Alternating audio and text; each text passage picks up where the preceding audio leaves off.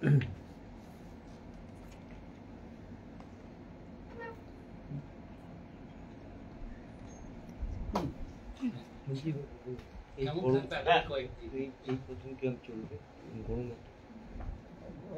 প্রথম কথা হচ্ছে ম্যাক্সিমাম টেম্পারেচার আপনার বাড়বে 2 থেকে 3 ডিগ্রি আগামী 2 দিনে। ম্যাক্সিমাম টেম্পারেচার বাড়বে এবং নট অনলি দ্যাট, আমরা হয়তো সাউথ বেঙ্গলে কয়েকটা জেলাতে হয়তো হিট ওয়েভও পেতে পারি। কিছুদিন আগে আপনারা সব আশঙ্কা করছিলেন না, স্যার আবার কি হিট ওয়েভ আসবে, আবার কি হিট ওয়েভ আসবে। কথা বলে না, শুভ শুভ বললে শুভ শুভ হয়, খারাপ কথা বললে খারাপটাই আছে, আপনারা সব বলছিলেন। তো মোটামুটি কিন্তু সংখ্যা আছে সেটা।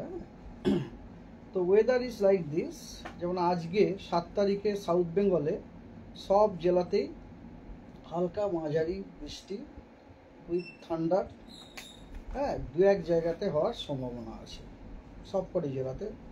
নর্থ বেঙ্গলে দার্জিলিং, জলপাইগুড়ি, কোচবিহার এবং আলিপুরদুয়ারে হোয়াইট স্প্রেড রেনের সম্ভাবনা আছে এবং মালদা, দিনাজপুর এবং কালিম্পংয়ে স্ক্যাটার্ড রেনফল হওয়ার সম্ভাবনা আছে।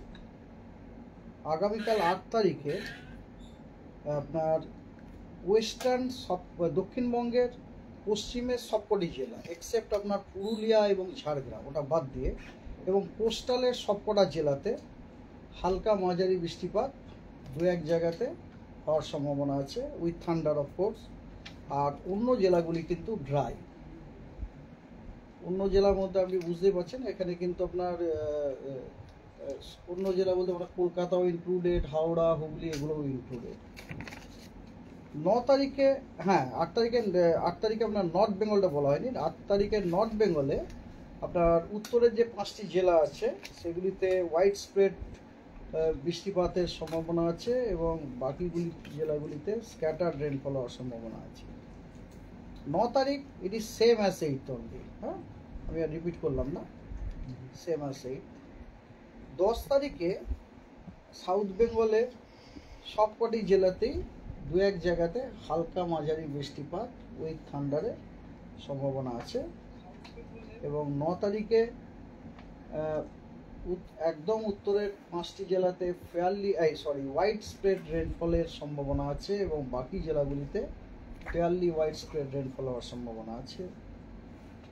11 তারিখে সাউথ বেঙ্গলের বীরভূম, মুর্শিদাবাদ এবং নদিয়াতে স্ক্যাটার্ড রেনফল হওয়ার সম্ভাবনা আছে এবং বাকি জেলাগুলিতে আইসোলেটেড রেনফল হওয়ার সম্ভাবনা আছে। কিন্তু রেনফলগুলো সবই কিন্তু হালকা মাঝারি, স্ক্যাটার্ড মানে হচ্ছে কিছু জায়গায়, আর আইসোলেটেড মানে 2-1 জায়গাতে। আর north Bengal it is same as 10th, মানে হচ্ছে আপনার 5টি যে উত্তরের জেলা সেগুলিতে হোয়াইট স্প্রেড রেনফল, বাকি জেলাগুলিতে fairly white spread rainfall north বেঙ্গলের। 12 তারিখে সাউথ বেঙ্গলের সব জেলাতেই স্ক্যাটার্ড রেনফলের 11 তারিখটা কি বলেছি আমি? 11 তারিখ বলেছি। 12 তারিখে সাউথ বেঙ্গলের সব জেলাতেই স্ক্যাটার্ড রেনফল হওয়ার সম্ভাবনা আছে এবং নর্থ বেঙ্গলে আপনার ইট ইজ সেম অ্যাজ 9, মানে নর্থ বেঙ্গলের আপনি উত্তরের 5টি জেলাতে হোয়াইট স্প্রেড, বাকি জেলাগুলিতে ফেয়ারলি হোয়াইট স্প্রেড হওয়ার সম্ভাবনা আছে।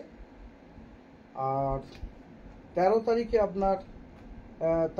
আপনার 5টি উত্তরের জেলাতে হোয়াইট স্প্রেড রেনফল আর বাকিগুলিতে ফেয়ারলি হোয়াইট স্প্রেড রেনফল, বাকি যে মানে পশ্চিমবঙ্গের অন্য সব জেলাতে ফেয়ারলি হোয়াইট স্প্রেড হওয়ার সম্ভাবনা আছে। তার মানে এতগুলো দিনের মধ্যে 13 তারিখটাতে একটু রেনফলটা আপনার ভালো। পশ্চিমবঙ্গের সবকটি জেলাতেই either fairly white spread or white spread rainfall আপনি পাচ্ছেন। তো এই হচ্ছে রেনফল। আর ওয়ার্নিং হচ্ছে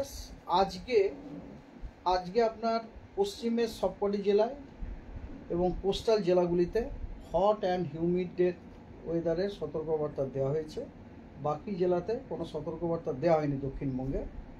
আর উত্তরবঙ্গে হেভি রেনফলের সতর্কবার্তা দেওয়া হয়েছে জলপাইগুড়ি, আলিপুরদুয়ার এবং কোচবিহারে।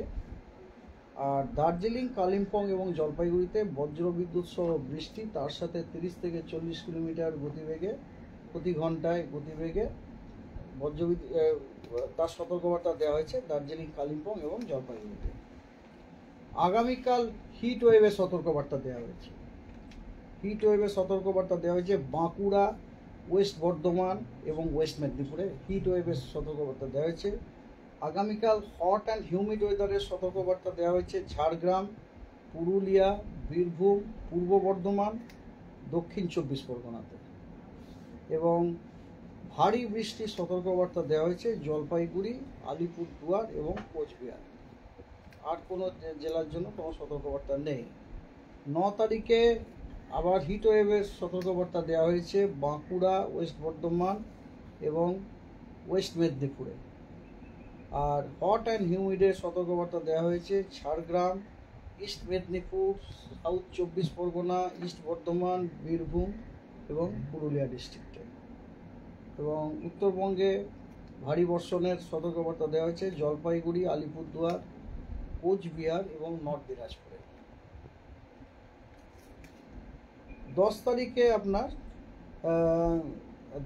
আপনার হিট ওয়েভটা সেম, তার মানে হিট ওয়েভ আপনার বাঁকুড়া, ওয়েস্ট বর্ধমান এবং মেদিনীপুরে হিট ওয়েভের সতর্কবার্তা দেওয়া হয়েছে। এবং খালি ব্যাপারটা হচ্ছে যে হট অ্যান্ড হিউমিড হচ্ছে Jhargram, east Medinipur, south 24 Pargana, east Bardhaman, Birbhum এবং পুরুলিয়াতে। অ্যান্ড হেভি রেনফলের সতর্কবার্তা হচ্ছে জলপাইগুড়ি, আলিপুরদুয়ার, কোচবিহার এবং নর্থ দিনাজপুরে। 11 তারিখে হিট ওয়েভের সতর্কবার্তা দেওয়া হয়েছে ওয়েস্ট বর্ধমান, বাঁকুড়া, ওয়েস্ট মেদিনীপুরে। হট অ্যান্ড হিউমিড ওয়েদারের সতর্কবার্তা দেওয়া হয়েছে বীরভূম, ইস্ট বর্ধমান, পুরুলিয়া, ঝাড়গ্রাম এবং দক্ষিণ 24 পরগনা। হেভি রেনের সতর্কবার্তা দেওয়া হয়েছে আলিপুরদুয়ার, কোচবিহার এবং দুটি দিনাজপুরে। তার মানে দেখুন এই সপ্তাহে দক্ষিণবঙ্গে আমরা হিট ওয়েভ 8, 9, 10, 11 আজকের দিনটা বাদ দিলে আগামী 4 দিনে কিন্তু বাঁকুড়া, ওয়েস্ট বর্ধমান, ওয়েস্ট মেদিনীপুর এগুলোতে কিন্তু বাঁকুড়াতে দেখুন প্রত্যেক দিনই হিট ওয়েভ রয়েছে 7, 8, 9, 10, 11। তো এটা হচ্ছে এরই প্রতিফলন, যে আমরা যেটা বলেছি 2 থেকে 3 ডিগ্রি টেম্পারেচার বৃদ্ধি যেটা বলা হয়েছে তারই প্রতিফলন।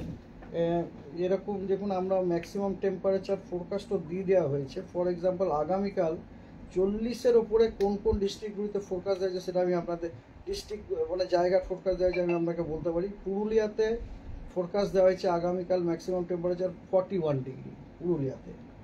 বিষ্ণুপুরে 40 ডিগ্রি দেওয়া হয়েছে, মেদিনীপুরে 40 ডিগ্রি দেওয়া হয়েছে। এগুলো তো সব স্টেশন ভাই, হ্যাঁ স্টেশন।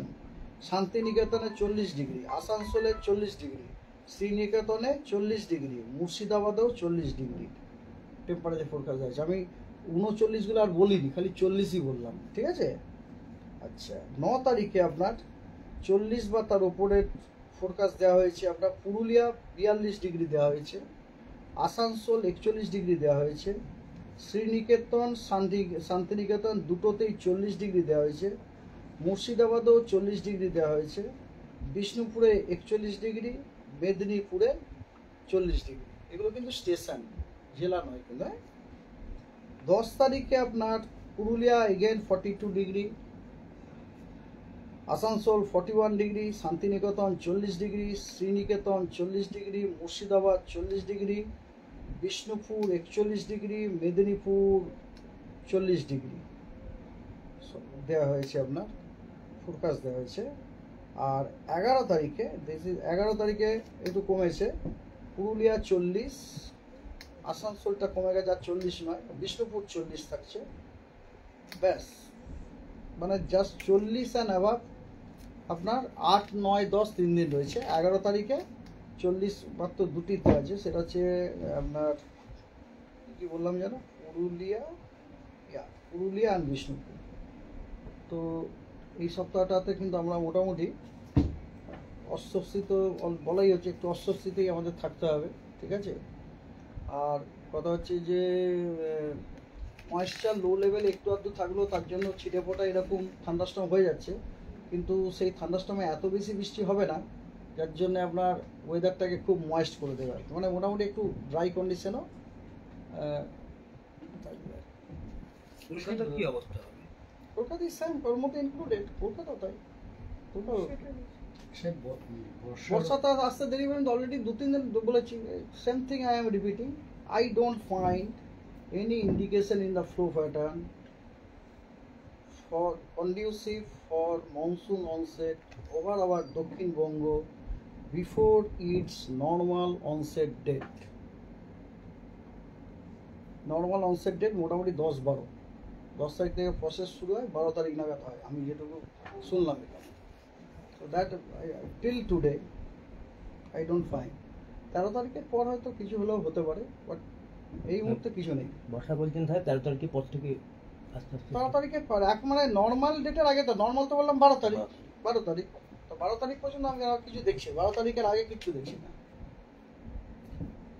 এমনিতে তো কলকাতার পরে মুম্বাই টুম্বাই ঢুকে বর্ষা, এবারে যেরকম ঢুকে গেছে, ঢুকে গেছে। ওটা ব্যাপারটা কি, এই যে আপনাদের একদিন গল্প করছিলাম মনে আছে, যে বর্ষাকালের সময় কি হয়, দক্ষিণ গোলার্ধ থেকে একটা স্ট্রং হাওয়া আসে, ইকুয়েটার ক্রস করলো, ভারত আরব সাগর দিয়ে আসছে, আস্তে আস্তে ওটা না অনেক সময় ব্রাঞ্চিং হয়ে যায়। এই দেখুন ব্রাঞ্চিং হয়ে গেল একটা, এই যে ব্রাঞ্চিং যেটা এই যে ব্রাঞ্চটা সেটা চলে গেল মহারাষ্ট্রতে ঢুকিয়ে দিল। আর একটা যে ব্রাঞ্চ ওটা এই শ্রীলঙ্কা নিচ দিয়ে ঘুরে বে অফ বেঙ্গল দিয়ে ঘুরে টুরে সাউথ বেঙ্গলকে হিট মারে, কখনো এরম ভাবে কখনো এরম ভাবে, আর একটু পেছন দিক দিয়ে এরম করে যায়, সেটা হচ্ছে নর্থ ইস্ট, নর্থ বেঙ্গলে, যেটা আমরা পেয়ে গেছি অলরেডি। এটা হয়নি, এটা যেটা হয়েছে অনেক বেশি গেছে, এই জন্য নর্থ ইস্টে আমরা খুব ভালো রেনফল পাবো, কিন্তু খুব ভালো রেনফল হচ্ছেও মনে হয় নর্থ ইস্টে, আর নর্থ বেঙ্গলও পাচ্ছি। দেখুন হেভি রেনফল, ওটা ওই যে অনেকখানা ঘুরে গিয়ে যেটা টার্ন মেরেছে, অতটা ঘুরে গিয়ে টার্ন না মেরে একটু আগে যদি টার্ন মারতে তাহলে আমরা বুঝতে পেরেছেন জিনিসটা, বুঝতে পেরেছেন তো, ফিজিক্যালি বোঝাতে পারলাম তো, এ হচ্ছে ব্যাপার। ওকে।